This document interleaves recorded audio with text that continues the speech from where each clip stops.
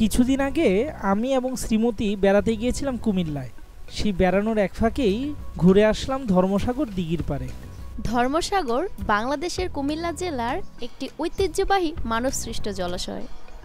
এই ধর্মসাগর জলাশয়টি 1458 খ্রিস্টাব্দে তিপ্রা রাজ্যের রাজা ধর্মমাণিক্য প্রথম খনন করেছিলেন।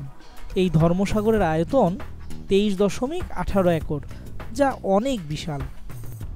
এই ধর্মসাগর দিঘিটি কুমিল্লা শহরের প্রাণকেন্দ্রে বক্ষব্যাধি হাসপাতালের নিকটেই অবস্থিত।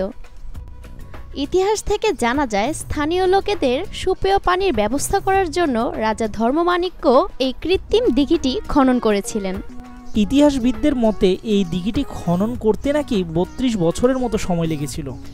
এই দিঘিটি আজও কুমিল্লা শহরের মানুষের বিনোদনের এবং সুপেয় পানির বন্দোবস্ত করে চলেছে।